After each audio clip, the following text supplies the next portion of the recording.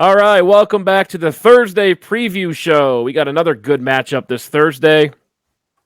The Steelers head to Cleveland to take on the Browns. Both these teams coming off bad losses last week. Both teams looking to get back on track. The division, there seems to be a wide open spot for who's going to finish second in the division. This is kind of how we're feeling right now. It looks like Baltimore's the team to beat in the AFC North. But who's number 2, right? That's really up in the air. So this is a big game in that sense to see who's going to take that early, who's going to give us the early confidence as being the team to beat in the NFC, right. AFC North.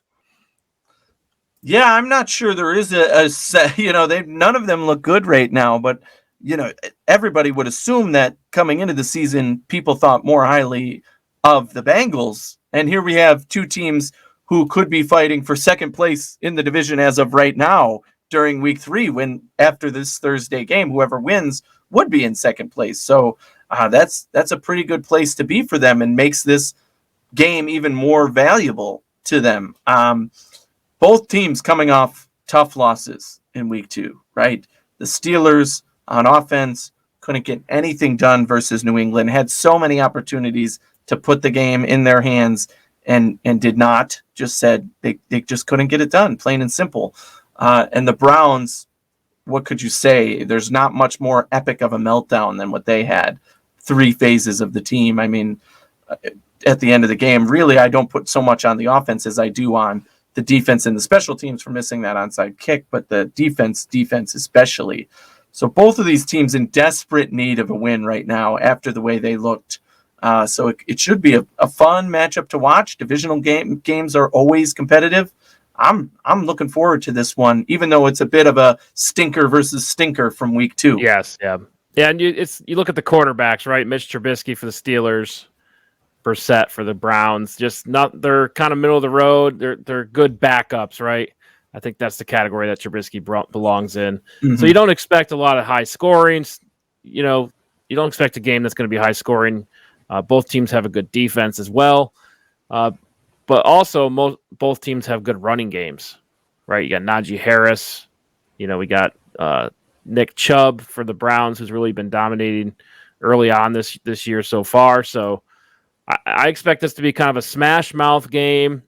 Like I said, not high scoring, and whoever makes the least amount of mistakes will win. But these are pretty evenly matched. They want to play the same style of football, so I expect that 100%. Right now, the Steelers are giving up 3rd most passing yards so far. They're 11th in rushing defense after 2 weeks. I know it's really early in the season, but I mean, if you want to beat the Steelers, and what New England did is pass the ball, right? And I'm not sure if the Browns can do that.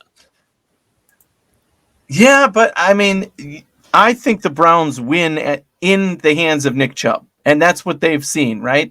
Last week he had 3 touchdowns, I believe, and it's this week they're going to rely on him again to win the game and the run game overall, right? They still have, even behind Chubb, they're still going to run the ball without him, but he is their key player.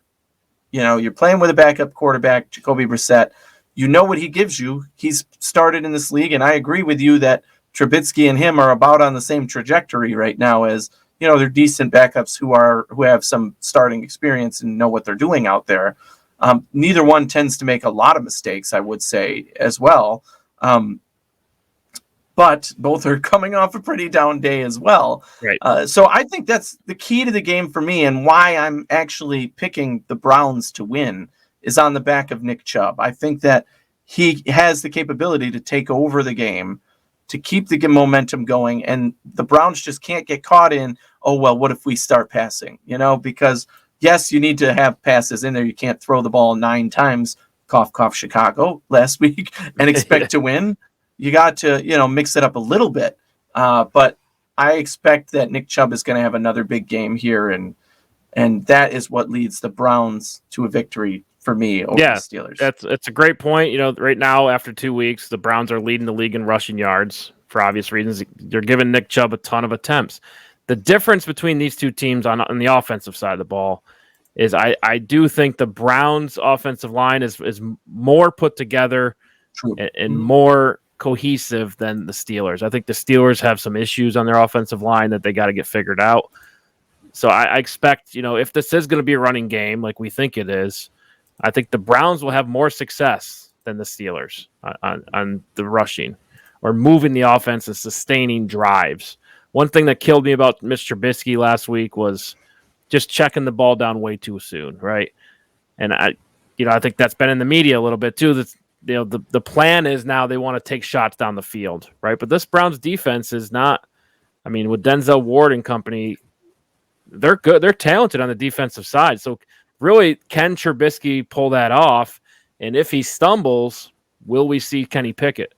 Yeah, I mean, we talked about this in our summary show on Tuesday, right? That was something, Touchback Tuesday. I talked about the Steelers being in a situation where they're ready to move on if they need to, right? You've got the first-round pick, and if Trubisky stalls again, I see no reason why you wouldn't say, you know what? We aren't going anywhere. Put in the next guy and see if he can bring us a little bit further. And if he doesn't, and it's a major setback, then maybe you could bring Trubisky back in next week. But I do think that if the offense can't get anything going, we could see him in this game. If not, by the end of this game, if they lose to the Browns, we could see him pegged as the starter for week 4. And that would not surprise me. So either way, Trubisky is definitely on the ropes right now. And maybe that leads him to have a bigger game because he sees the writing is on the wall and he knows, okay, I had a fluke game. It happens to everybody, unless your name's Josh Allen. It happens to everybody. And now what am I going to do about it? I have to come out here and stake my claim and say that I am the person to lead this team and you chose me to be for a reason. Right. Now, if he stumbles, though, is it too soon to put in Kenny Pickett with a short week where you want to get him a full week of preparation, so he doesn't go out there because it's overwhelming for any rookie at first. Sure. Right? I think they've already prepared him enough, I'm sure, right? He was in it for the starting job in the preseason before they made the decision, at least publicly at the last minute, right? Who knows what they said internally. Maybe in week 2, they already knew of the preseason. They already knew and they told him. But I think they've already prepared him and said, even as a backup, you have to be ready to go. If Trubisky gets hurt on the first play of the first game, you're in there. You're the starter now. So, I think they've prepared him well. And Trubisky, having the experience, probably has helped him out a little bit as well to grow and to be prepared for it. You're right that there's no way to know until you're on the field what it feels like, what it's like in real live NFL week action and not preseason. But I do think there's a chance he plays in this game. And I don't think it would be a mistake if the first 2 drives, the Steelers look terrible and it's, Trubisky not completing his side of the plays. Some of the onus has to go on these wide receivers and this, team in general. Running the ball hasn't been effective. Like you said, the offensive line has questions. Trubisky, where is Chase Claypool? Where is, the rest of these guys on this offense? Trubisky isn't the only guy to blame for the struggles that they've had. However, unfortunately for him, he's the first to go. They're not going to say, okay, Claypool, you're benched. No, right. It's Trubisky, you're benched, and we're trying the next guy. Yeah, and Mike Tomlin's been around long enough to know, hey, if we draft this kid who goes to college right down the road, and he can stay in the same place, and he can just come over here and do practice, right? He knows the fans are going to be chanting his name in week 2, and he knows, they have a plan in mind, and I guarantee the plan was 4 games and not 8, right?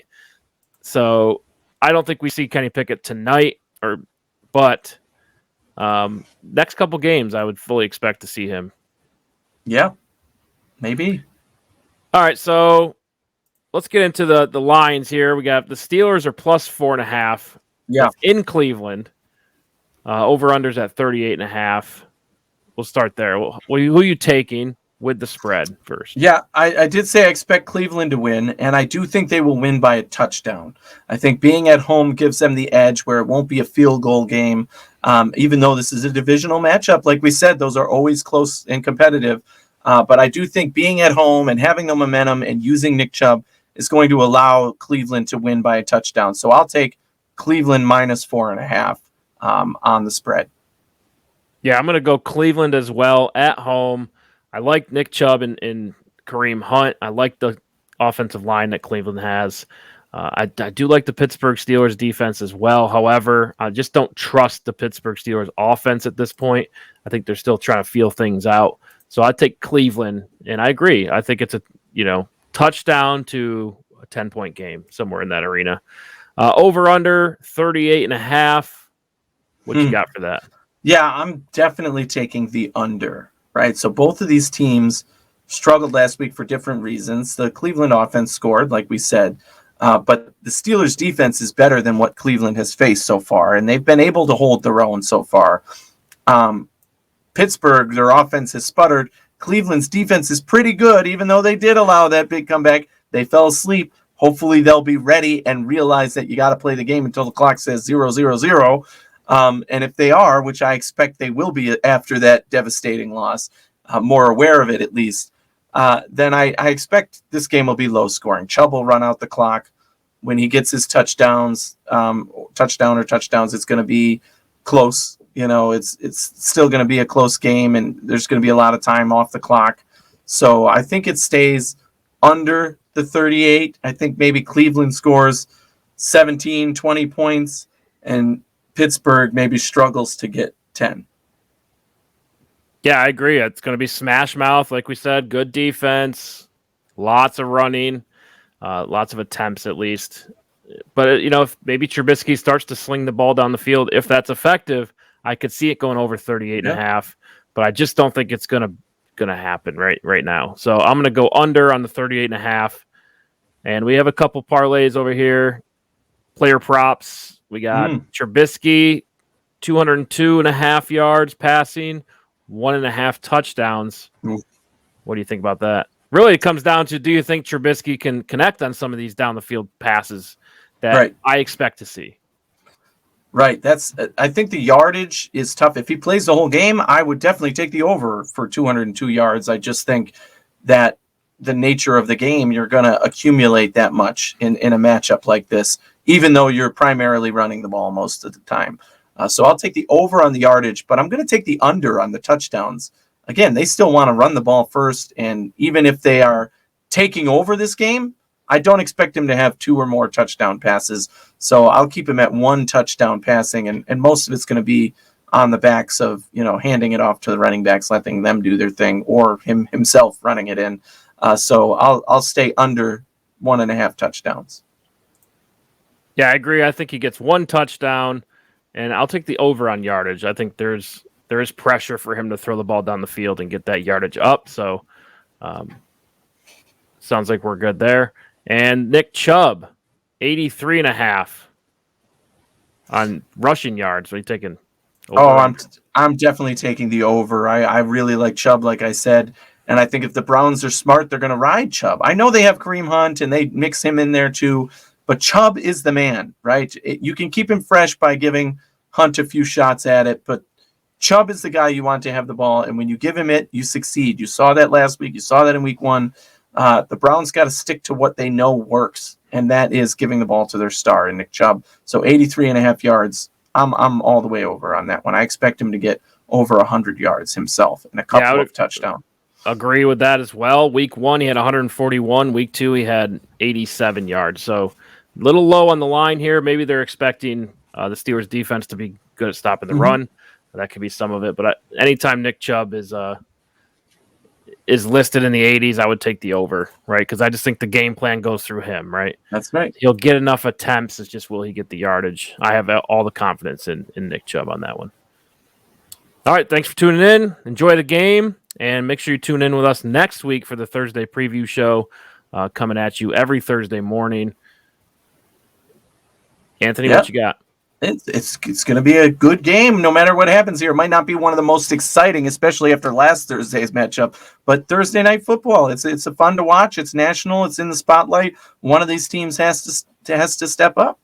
And remember, toss your hat in the ring.